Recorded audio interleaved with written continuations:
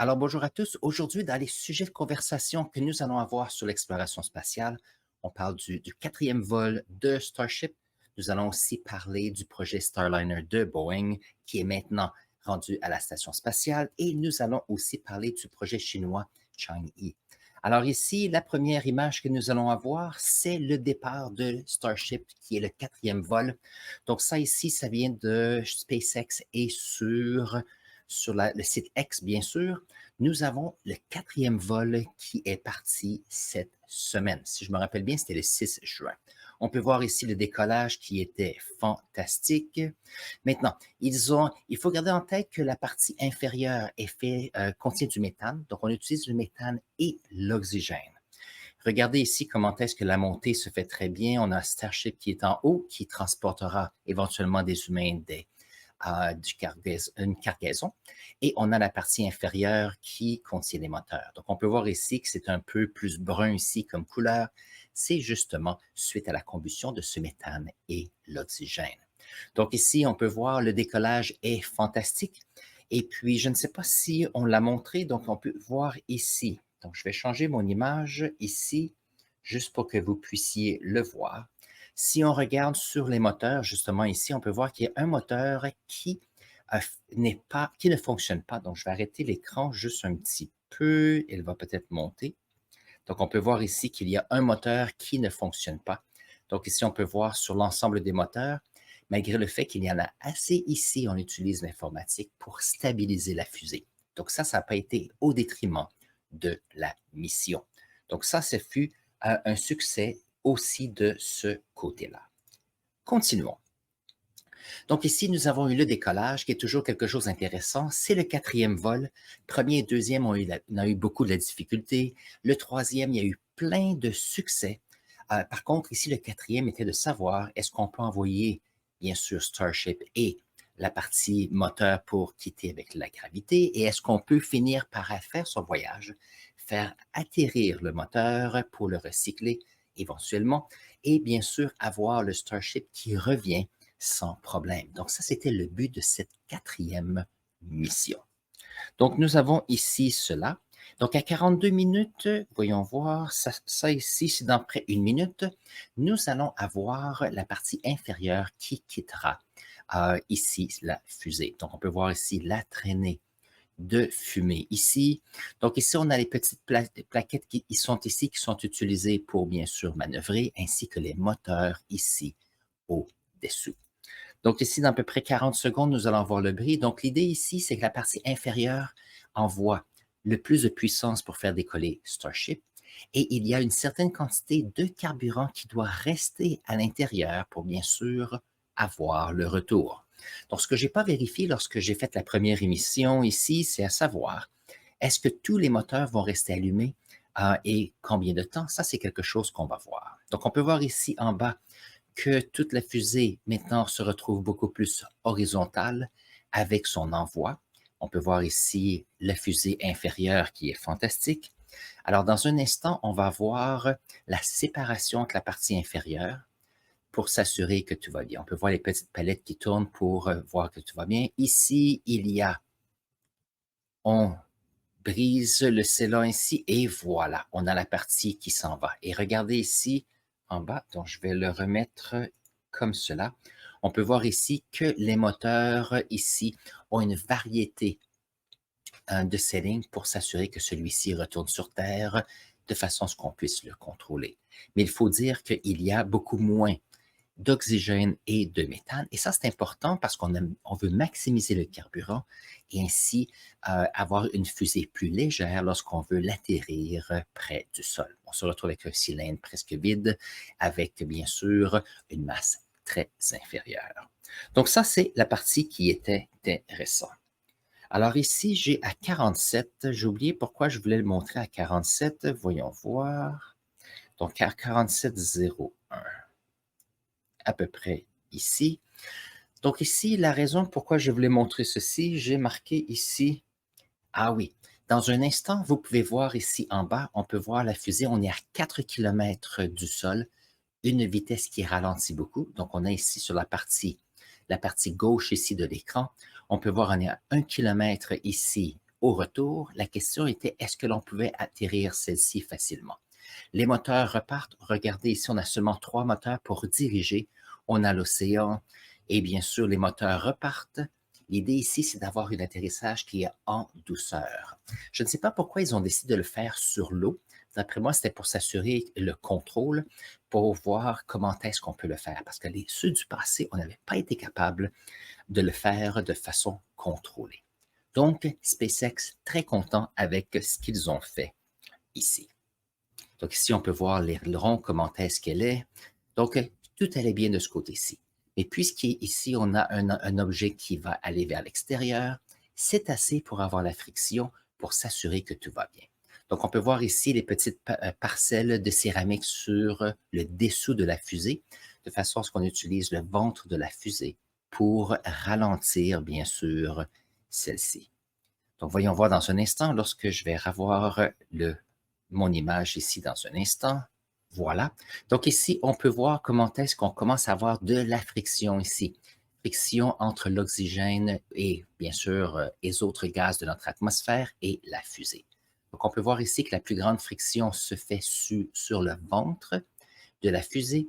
Et dans quelques instants, vous allez voir comment est-ce qu'on se retrouve ici avec une augmentation de la friction ainsi que la couleur qui va changer. Donc, la raison pourquoi nous avons ce changement de couleur, c'est le fait que, puisqu'il y a une pression de cet engin qui est sur les gaz de l'atmosphère, il y a une augmentation de la pression, augmentation de la friction, et on se retrouve avec de l'ionisation des gaz de l'atmosphère. Donc, on peut voir ici comment est-ce que ça devient de plus en plus brillant, et on peut voir comment est-ce que tout fait son travail ici. Maintenant, dans quelques instants, on va avoir ici notre petit aileron qui doit rester en forme parce que celle-ci est nécessaire pour le retour lorsqu'on est près de la surface de la Terre.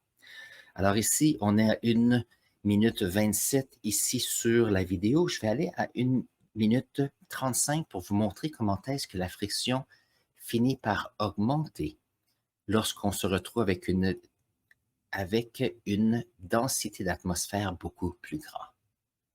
Donc ici, nous pouvons voir une augmentation encore plus grande de la friction. Nous avons ici, regardez la quantité de pression qu'il y a ici sur cet aileron. Maintenant, on peut voir que la friction fait que s'il y a des particules dans l'atmosphère, ceux-ci finissent par brûler. Et on peut voir ici une zone de basse pression. Donc, pensez à la quantité de pression qu'il y a sur cet aileron ici. Chose intéressante, on peut voir qu'il y a une augmentation de la température et on a remarqué sur l'aileron que ici, cette température finit par créer des bris sur l'aileron. Regardez ici comment est-ce qu'on peut voir le frottement sur le ventre et regardez l'air qui est de chaque côté. Ici, c'est fantastique. Et on peut voir ici la turbulence ici de la zone de basse pression. Donc, tout fait le travail ici. On peut voir que cet aileron commence tranquillement à se distancer. Ça veut dire qu'on veut avoir un appareil qui fonctionne bien. Alors, dans un instant, je vais avancer 1 minute. Vous allez voir comment est-ce que c'est fantastique. Tiens, on peut le garder ici. Donc, pour ceux qui s'occupent bien sûr de fusées, il y a toujours cette question de rentrer dans l'atmosphère. Habituellement, lorsqu'on est dans l'atmosphère, il y a une coupure en ce qui concerne la communication à cause de justement cette ionisation. Donc ici, on a eu les images radio, c'était fantastique. Je suis un peu curieux à savoir comment est-ce qu'ils le font. Mais regardez ici la basse pression qui se retrouve juste ici au-dessus de l'aileron. On se retrouve ici avec une zone où il faut faire attention parce qu'on ne veut pas avoir de bris. Et bien sûr, on peut voir comment est-ce que la quantité ici de pression se retrouve. On a ici beaucoup moins de lignes de vent. Donc, on est à peu près 10 000 km/h de moins que tout à l'heure et nous avons une fusée qui commence à ralentir. Donc, dans un instant, on va voir ici une image de la section ici de l'aileron pour voir comment est-ce qu'il y a beaucoup de pression et de force juste à cet endroit-ci. Donc, moi, j'avais mis à 1 minute 37. Voyons voir si on va avoir un changement de plan. Voilà. Donc, ici, on peut voir qu'il y a eu des fractures qui commencent à se faire. L'augmentation de température fait que le matériel ici de l'aileron commence à briser. Regardez comment on se retrouve ici. Ce sont bien sûr du métal de recouvrement pour protéger l'intérieur. Mais ce qu'ils ont remarqué, vous allez voir tout à l'heure, c'est que même s'il y a des bris ici, cela n'a pas empêché à l'aileron de pouvoir bien fonctionner tout à l'heure. Donc ici, on devrait avoir besoin de matériaux qui seront peut-être plus résistants à la chaleur. Il y a ici un petit, on pourrait dire, défaut de fabrication. Par contre, on n'a pas de défaut d'utilisation. Et ça, c'est important lorsqu'on parle de fusée. Regardez comment est-ce qu'il y a, on a ici le métal qui finit par fondre dû à la friction. Donc, on peut voir ici sur le côté que la vitesse commence à descendre de plus en plus. On est à 55 km ici de la surface.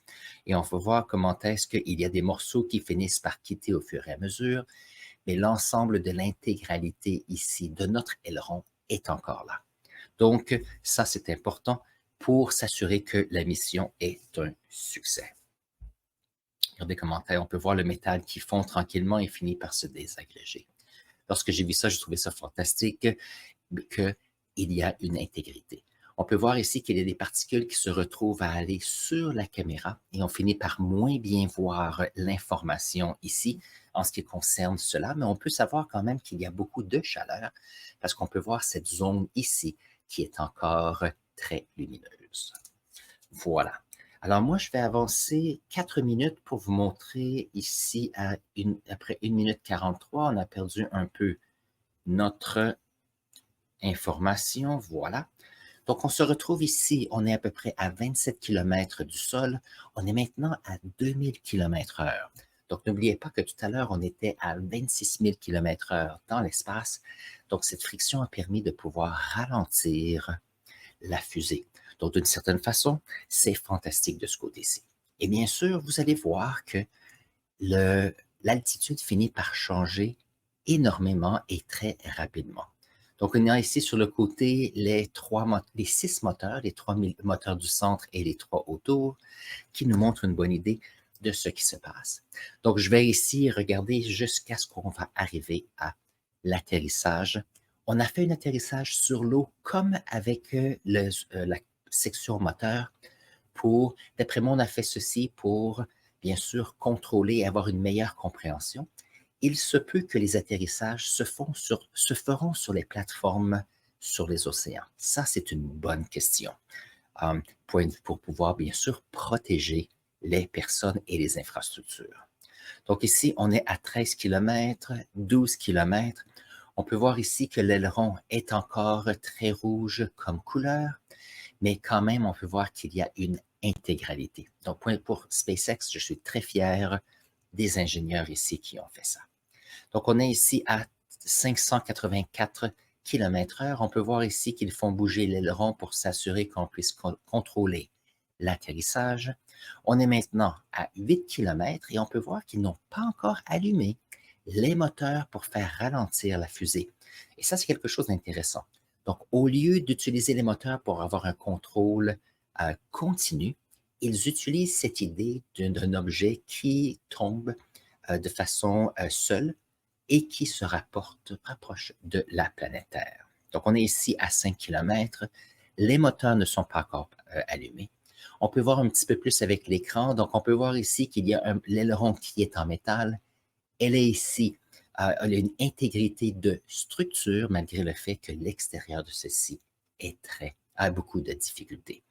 Alors, on peut voir ici qu'il y a des petites étincelles. Ça, c'est bien sûr des particules qui sont dans l'atmosphère, qui sont réchauffées avec la friction en contact avec la fusée. On est à 1 km ici. Vous allez voir que bientôt, ils vont allumer quelques moteurs ici pour faire un ralentissement très rapide. Donc ici, on est à 300 km/h. Il nous reste moins d'1 kilomètre. Donc, on change ici la direction. L'aileron ici change de direction. Donc, ça fonctionnait fantastique. Dans un instant, ils vont... Tiens, je pensais que j'avais vu ici les moteurs. Donc, ça ne fonctionne pas. Les moteurs ont parti. Ici, on a une altitude. On arrive à 0. Donc, elle arrive à 0. Il y a un petit remonté vers le haut. Et on finit par redescendre. Et bien sûr, celle-ci va aller de côté dans l'océan. Donc, ça ici, c'était sur X ici, ou anciennement Twitter. un succès phénoménal. Ça veut dire que ce projet, on se retrouve avec lancer une fusée dans l'espace, stable, de façon stable. On a un vol de façon stable et on a un retour où on garde la cargaison et bien sûr, s'il y a des humains, de façon stable pour protéger ceux-ci. Donc, point de vue projet, moi, je trouve que c'est fantastique et c'est un succès. Je suis très fier d'eux. Maintenant, nous allons parler de notre deuxième session ici, et ça se rapporte bien sûr au projet Starliner de Boeing. Donc, nous avons eu ici le 5 juin le décollage de la fusée. Donc, après quelques jours, peut-être même une semaine, c'est une bonne question, je ne sais pas combien de temps ils étaient supposés envoyer ça, mais je sais que ça fait une bonne semaine qu'on attendait d'envoyer la fusée. Quelques difficultés en ce qui concerne des scellants, les contenants, les moteurs, mais ça s'est fait et c'est fantastique. Qu'est-ce qu'on se retrouve? On se retrouve ici. Donc, je vais montrer quelques images. On a cette vidéo qui vient de la NASA. Donc, on peut voir ici la station spatiale ici qui va recevoir la capsule avec les deux astronautes. On peut voir ici qu'on s'approche ici de la station. Donc, ça, c'était le point culminant ici, avoir des humains envoyés dans l'espace avec une autre compagnie que SpaceX ou autre organisation que l'Agence spatiale internationale, les Russes, et ainsi de suite. Donc, ici, j'ai une autre photo lorsqu'ils sont un peu plus près. Donc, on est juste ici. Regardez comment c'est fantastique. Je vais mettre comme ceci. Donc, on s'approche de la station spatiale. Bientôt, il y a les moteurs qui vont commencer pour, bien sûr, s'assurer que le contact se fait sans bris des, de notre... Oups, je vais enlever le son. Où il n'y a pas de bris de structure de la station internationale. On peut voir ici, je ne sais pas si c'est une petite tête qui bouge ou une main qui dit salut, mais c'est intéressant de voir cela. Et ça, c'est excitant parce qu'on a des astronautes privés qui se rendent ici à la station. Donc ça, c'était fantastique. Nous avons ici à 4h48 une image fantastique. Regardez-moi ça comme c'est fantastique. On a ici notre capsule qui est maintenant attachée à la Station spatiale internationale. Ça, c'est un autre succès de la compagnie Boeing et ça, je suis très fier d'eux.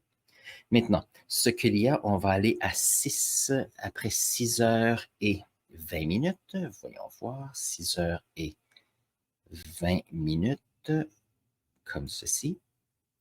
Donc, bien sûr, sur la Station spatiale internationale, il y a 7 astronautes qui sont là présentement. Et nous avons ici, on a s'assuré que la pression était très bonne entre la capsule de Boeing et la Station spatiale internationale. On veut s'assurer que la sécurité se fait bien. Ici, ça faisait un certain temps qu'on attendait l'arrivée de ceux-ci. Et ce qui est intéressant, c'est qu'on a ici des astronautes de Boeing qui étaient un peu séparés depuis qu'ils devaient aller en lancement. Et donc, ça faisait longtemps qu'ils n'avaient pas vu de personnes sans, bien sûr, des masques. Alors, dans un instant ici, on se retrouve avec les astronautes. On voit une main ici. Ils s'assurent que tout va bien. Lorsque j'écoutais la vidéo, il mentionnait comme de quoi qu'il n'était pas très pressé. Il voulait faire une entrée, une très bonne entrée ici pour rencontrer les astronautes. Donc, il y a 7 astronautes. Il y a la petite cloche ici qui est à sonner lorsqu'il y a de nouveaux astronautes qui entrent. On a ici des astronautes qui sont sur la station depuis plusieurs semaines et qui font des recherches, bien sûr. Donc, c'était fantastique. Et voilà, nous avons ici la première astronaute qui arrive ici, super contente d'être arrivée. Et on a ici notre deuxième astronaute ici qui entre. On se retrouve maintenant avec 9 astronautes sur la Station spatiale internationale. Ce que je trouvais intéressant, c'est que si on regarde les cheveux, les longs cheveux des dames ici, je me demandais comment est-ce qu'ils sont toujours étirés comme ceci. Moi, d'après moi, c'est une question de statique de corps, parce qu'on a ici les cheveux qui sont attachés sur la tête, mais d'une certaine façon, n'ont pas la gravité pour les faire tenir vers le bas. Donc, rigidité des cheveux. Donc, ici, on a des astronautes super contents. Les nouveaux astronautes ici, ils vont passer quelques jours pour faire des recherches. Donc, c'est fantastique. Donc, je suis très fier de Boeing d'avoir pouvoir fait ce projet. Je sais que ça fait un certain temps, c'était le premier test d'envoyer des humains dans l'espace. Fantastique. Voici notre troisième sujet qui se rapporte à la Chine qui a envoyé le 1er et 2 juin, dans l'espace, une, un nouvel engin alunisseur pour aller sur la face cachée de la Lune, pour aller chercher des échantillons de sol et de roches lunaires. Donc ici, on a une photo qui nous vient ici de la Chine et qui nous montre comment est-ce qu'on a eu l'alunissage qui était fantastique. J'ai fait une vidéo sur cela. Je vais mettre un lien à cela à la fin de la vidéo. Donc, voyons voir si je peux mettre ça un peu plus grand. Donc ça vient ici du site du gouvernement de la Chine. Donc c'est cnsa.gov.cn. Les liens seront dans la description. Donc ici, on peut voir, on a pris la photo ici, on a l'alunisseur qui est arrivé sur la Lune le 2 juin. Donc, on a envoyé la fusée il y a peut-être une vingtaine de jours. On a eu cet engin qui était en orbite autour de la Lune une vingtaine de journées jusqu'à ce qu'on ait des conditions idéales pour l'atterrissage. Et ceci a été fait. À l'intérieur de ceci, il y avait un petit véhicule et on peut voir ici qu'il y a quelques traces ici qui montrent qu'on a eu le véhicule et on a l'ombre. Et on a ici notre engin sur la Lune. Entre le 2 et le 6, ils ont bien sûr mis le petit drapeau chinois ici sur l'alunisseur. On peut voir ici qu'il y a un objet qui est au-dessus. Je l'explique dans un instant. On a aussi mis le bras pour aller prendre les échantillons de sol. Avant le 6 juin, on a pris les échantillons de sol, on les a mis sur l'alunisseur, qu'on a mis ici dans la section ici qui permettait de repartir de la Lune. N'oubliez pas que la Chine n'a pas ici de compétition sur la face cachée de la Lune parce que c'est beaucoup plus difficile de faire de la recherche, parce qu'on a besoin d'avoir des satellites autour de la Lune pour s'assurer de la bonne communication ici. Alors, le 6 juin de cette semaine, on a eu les échantillons ici sur la partie au-dessus du satellite. Le 6 juin, cette partie avec les échantillons lunaires est retournée dans l'espace. Et maintenant, les échantillons et cet objet sont en orbite autour de la Lune pendant quelques jours. Et je me dis que peut-être lundi ou mardi, donc peut-être le 10, le 11 ou le 12 juin, les échantillons seront de retour vers la Terre et j'ai hâte de voir ce qu'ils auront à ce moment-là. Voici quelques photos, bien sûr, qui viennent ici de la Chine. Je vais rapetisser ça un peu. Voilà. Donc ça, c'est la photo que je viens de vous montrer avec le bras ici. Ça, c'est un exemple, un des pieds ici avec l'atterrissage. Regardez le sol, notre petit drapeau ici. Je suis très fier des Chinois ici. Et une autre photo ici de la surface lunaire. Et bien sûr, une équipe fantastique qui travaille sur cela. Maintenant, je sais que il y avait le projet Chang'e 5 qui a allé sur la Lune, sur la surface visible de la Lune, et a ramené sur Terre à peu près 1,7 kg de sol. Le but pour la Chine ici, bien sûr, c'est de continuer leurs programmes spatiaux parce que d'ici 2030, ils veulent envoyer sur la Lune des astronautes chinois ici. Et ça, ce sera intéressant. Et ça, bien sûr, c'est ce que nous allons voir la semaine prochaine. Je ne sais pas quand est-ce qu'ils vont partager leurs ressources, partager avec les communautés scientifiques leur sol ici, mais je suis assuré qu'il y a des chercheurs autour de la planète qui vont travailler avec la Chine pour avoir une collaboration avec cela. Donc, ça ici, il y avait quelque chose d'autre que je voulais montrer. Voyons voir. Ça ici. Ah oui, l'atterrissage ici se retrouve sur le cratère Apollo. Et le cratère Apollo, mettons-le un petit peu plus grand ici, juste avant de quitter. Je vais le mettre comme ça. Donc, on peut voir ici le cratère. Ici, nous avons le cratère Apollo juste là et on a un cercle ici à gauche. Moi, je me dis que c'est le cratère qui est juste ici. Et on peut voir ici qu'il y a le cercle juste en bas. Donc, c'est là que nous allons avoir, bien sûr, nos échantillons. Et les coordonnées sont voyons voir, ça c'est le coordonnées du cratère, donc 31,1 degrés sud et 151,8 degrés ouest. Donc, ça fait partie, bien sûr, des explorations de cette semaine. J'espère que vous avez apprécié cette information. S'il arrive que vous avez des questions de clarification, mettez-les dans la section clavardage. Je suis ici pour vous aider, bien sûr. Et je vais mettre ici une autre vidéo, ce que j'ai fait sur Chang'e 6, pas très longtemps et il y avait peut-être un autre sujet qui était intéressant. Vous allez voir plein de choses excitantes qui arrivent. On se voit là dans un instant.